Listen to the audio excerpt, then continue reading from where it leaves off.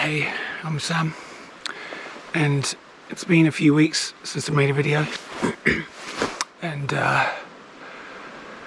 so it's a very quiet Monday morning, and the weather is still, it's not raining, so hopefully I can say what it is I want to say in the way I want to say it, and purge these thoughts that I've been having lately. Let me show you the view.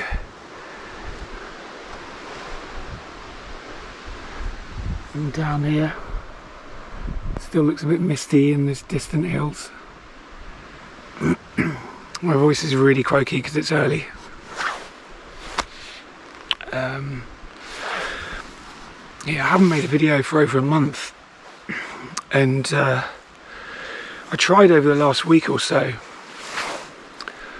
and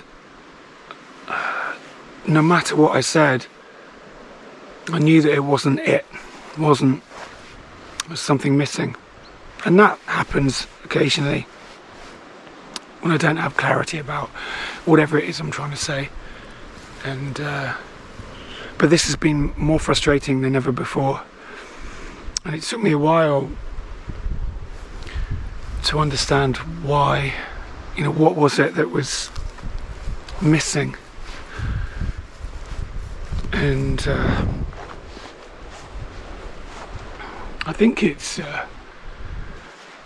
the urgency that was driving me to make each video. It just isn't there anymore. And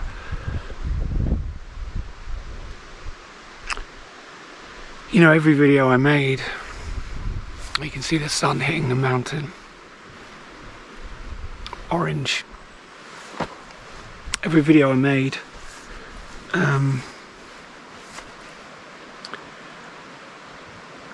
know, initially when I started consistently uploading in 2020,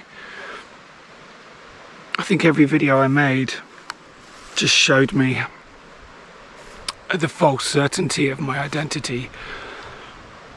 My opinions were so fragile and insubstantial, and as was I.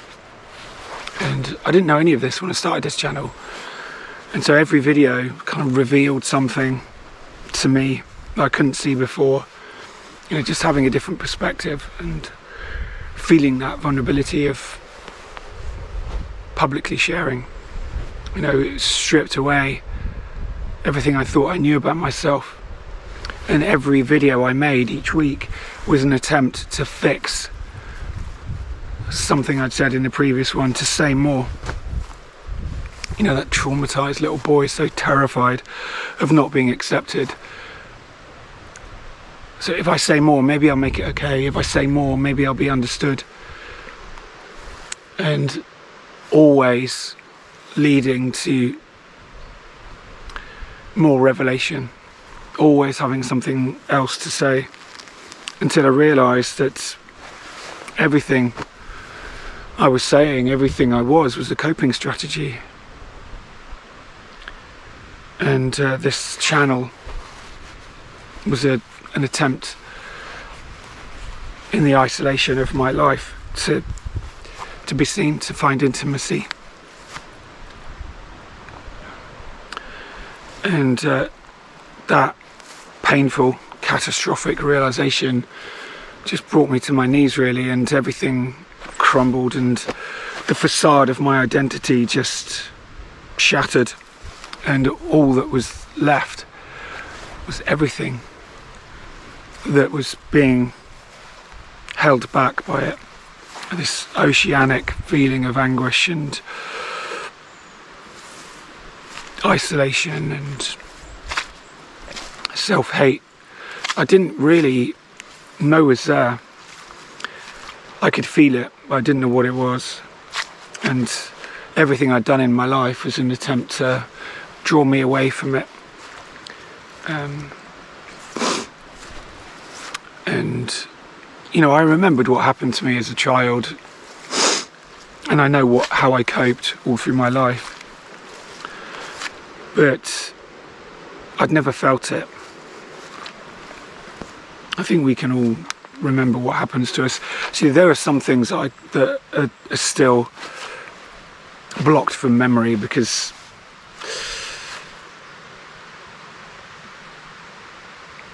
maybe I don't need to remember them just yet. Missing time. But so I knew what happened to me, but I'd never felt it. I'd never allowed myself to feel the heartbreak and the fear. And I think that, you know, what I've been doing over the last 3 years on this channel is fully inhabiting my own history, trying to understand why I became the person I did, why I lived the way I did, why did I hate myself, why did I feel such pain. And I think we do need to fully inhabit our own history. You know, therapists have told me that I don't need to do that. Just use methods to bring your attention into now, out of fight or flight. I disagree with that. I think we have to go back. I think we have to fully inhabit our own history, bear witness to everything that happened in objective clarity, and in doing so, validate everything that we invalidated as we apologized and took responsibility for what was being done to us. We said, no, it's my fault. And when you do that, you invalidate your justified feelings of betrayal and fear. So we have to bear witness to what happened, and we have to, in doing that, you can, for me, when I did that, I was there in crystal clear clarity, in memories that had always been there, but I could feel what I just couldn't make sense of as a child. I could feel confusion. I could feel the heartbreak. And when I started to do that, that was when the real grieving happened. And we have to grieve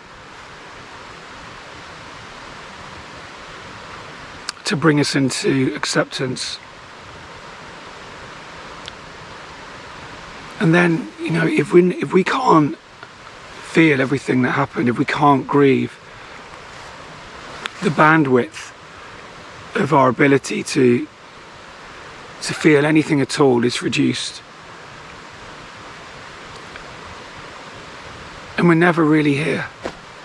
Our capacity to experience each moment is so limited. Our attention is fragmented because there are things we don't want to feel, we don't want to look at. And we need our attention. We need the faculty of our attention to really heal. And that's something I realised over the last week, that, you know, we don't heal ourselves. We can't heal ourselves. We can't fix ourselves. And I see this in people I talk to and in my own life as well. I can see it all so clearly now. We're always trying to do something. We're always trying to fix ourselves, trying to think our way out of this brokenness, out of this pain. If only I can do something, I can find the right practice, yoga, tai chi, tapping, breathing, meditation, just need to find the right one and everything will be okay, and I'll cope and I'll heal gradually over time. I just don't think that's true.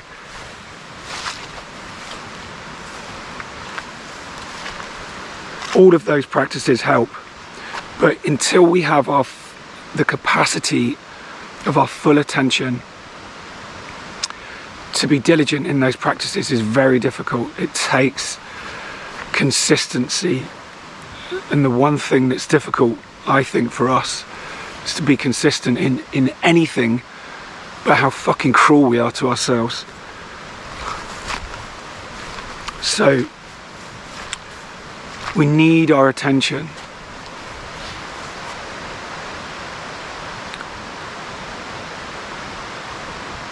So what I realised this last week is that, you know, we don't fix ourselves, we don't heal ourselves.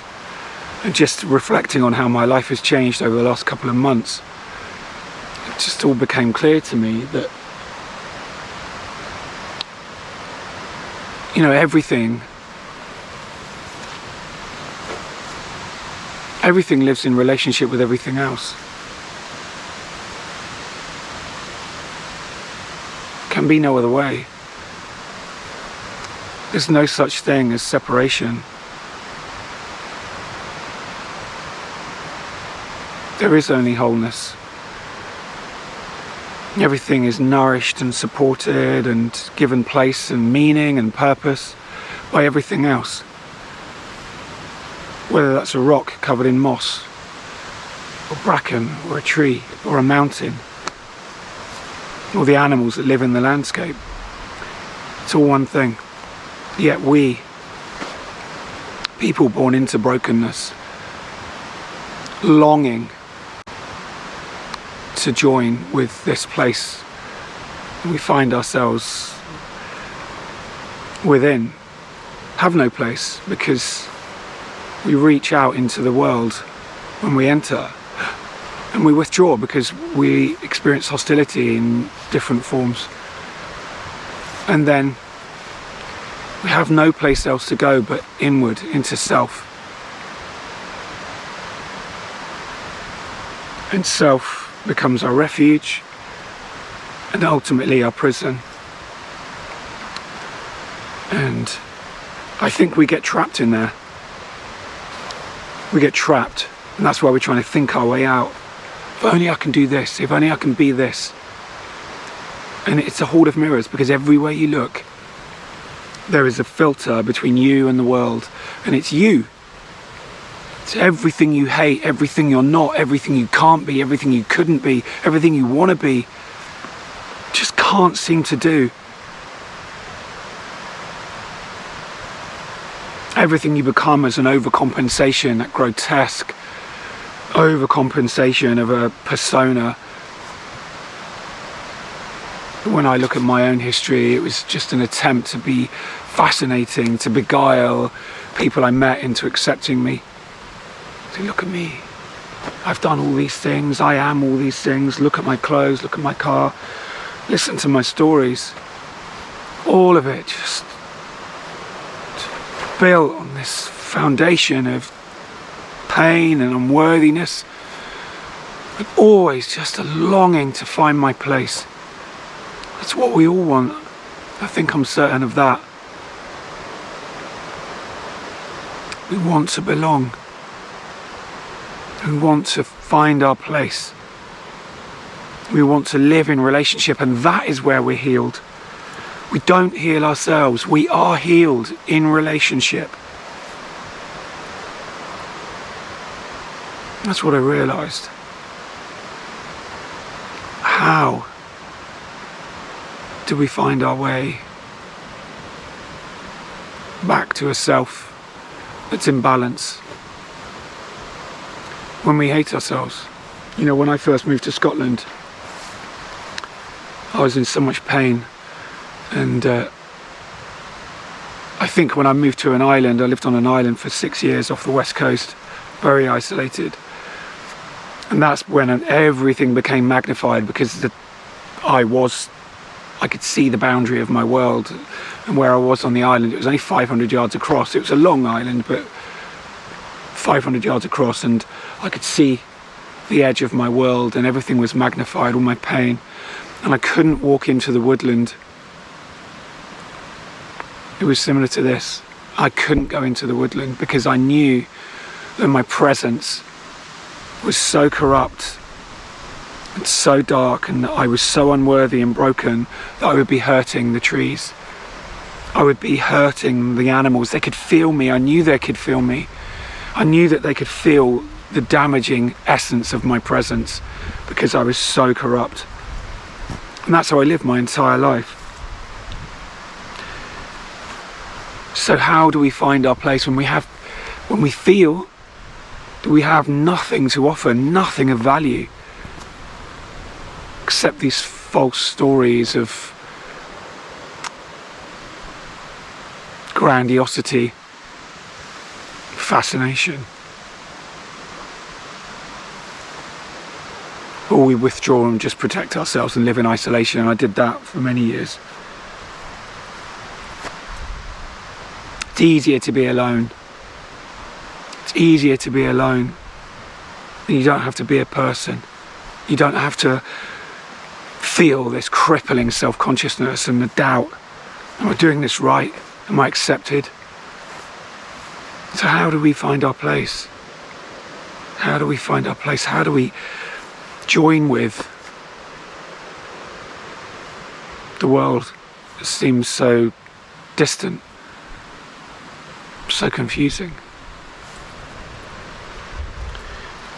It came to me last week because I've looked at how my life has changed over the last couple of months, and all I did was I became visible.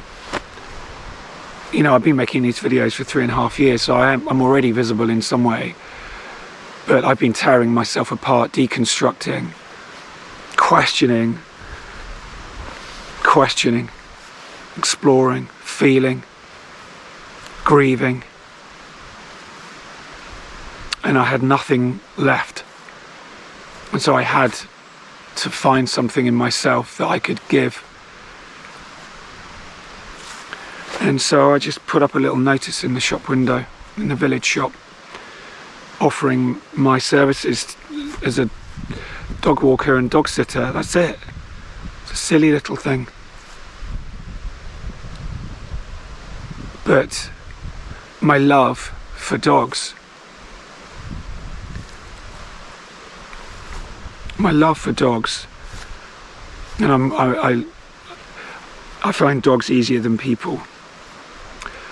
You know, my love for dogs and the people that know me in the village is obvious. And so I've fulfilled a need, and I look after quite a few dogs now. And people see that I love their dogs and they value me. And I began to see that there was value in my life, and it's such a simple little thing. And I'm beginning to find my place through what I love. And that's the key. That's the secret. That's where we heal. Through what we love. Find what we love. Find our passion. Find our passion that we lose ourselves in. We escape that crippling self-conscious, and we give ourselves to what we love. And then we share it. We have to share it. Because if you don't share it, you're not going to find your place. So we find our passion and we merge with it in that timelessness of the flow state, where we're not thinking about ourselves. We are lost in our passion, but we also find ourselves in our passion. And we find ourselves when we begin to claim our space, when we begin to claim our place here. Nothing that we can conjure in our own mind, nothing that we can try and fix, nothing that we can try and do to heal ourselves and fix ourselves, or to become something other than what we are, is ever going to be comparable to the being that we discover in relationship through what we love. Your mind is too small to conceive of who you really are. You have to discover yourself outside self-consciousness, in the world, in relationships, in love. And that's what I realised this week. So I'm just finding my place, and I think that's why I found this video so difficult to make. I mean, I've been trying for about a week, and I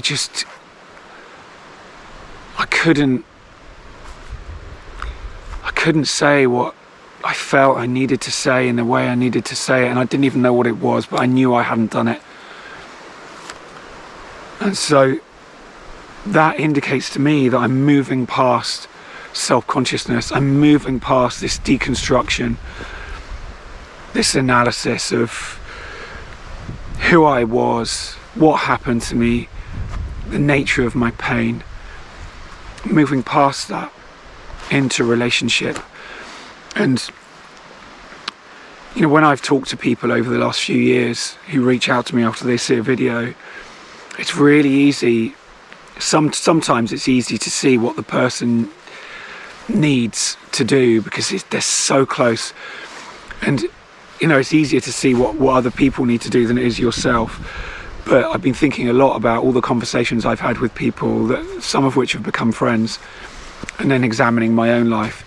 And I realise that we're all so close. We're all so close. We're already it.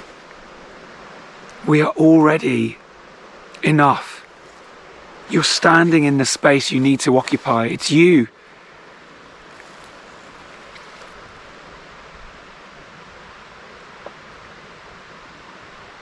It's you. You just need to value yourself. Find that gift that you've been given, that only you can do in the way that you can do it. Find it through your passion and share it. That's you. That's where you find yourself. That's where you find your place. And it doesn't matter what happened.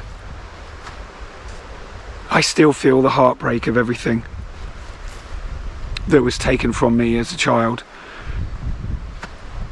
I still feel that heartbreak. But it's not immediate. It's there if I want to go towards it and feel it. It's there, of course it is. But where is my attention? This is why we need our attention. Not fragmented, not spread out over time, but here. Because where we place our attention is where we really are. So that was my revelation. You're already it. You're already enough. It can be no other way. You don't need to fix yourself. You don't need to do anything. Just be yourself. Turn your attention away from self-consciousness into the world, into relationships. And there is where you heal. There is where you discover who you really are. And that's it. It's that simple.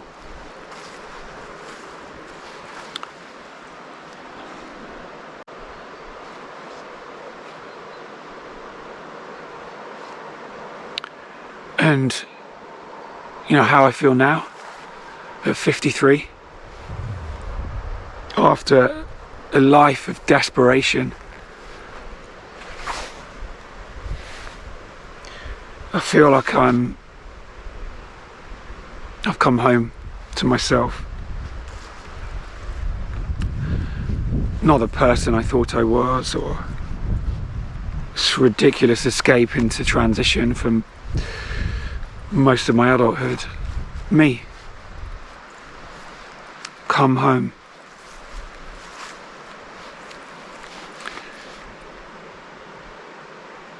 I love the way David White puts it. You know, I think that journey is an overused word nowadays, but we are on a journey and there is a destination. We're passengers really, but we can be willing passengers. Or we can hold on to the false certainty of what we think we know. And the journey is a journey of our own disappearance. The disappearance of that certainty that makes an identity and a world only as small as your fear. To let go of that certainty is very painful. It's scary. But when those ideas gradually dissolve, there is an emergence of a new self, I think. The self you always were. And it's less certain, more real. It's here, but it's there.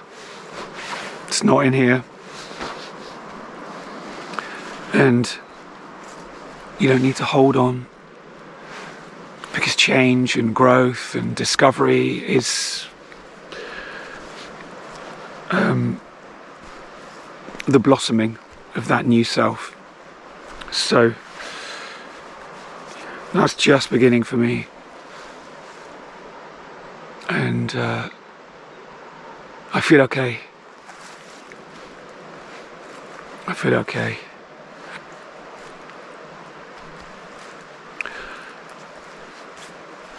So I think that's it. If I say any more, I'm just going to ramble.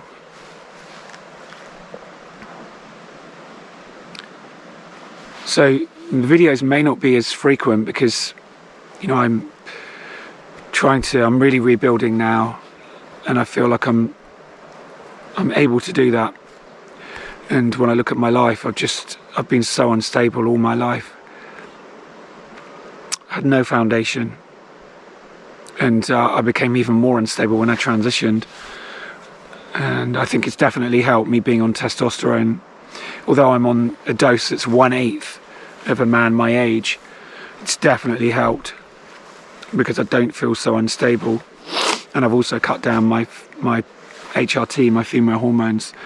So, you know, I have to live with what I've done to myself, and it's okay. But I am now, I feel, capable of not even rebuilding,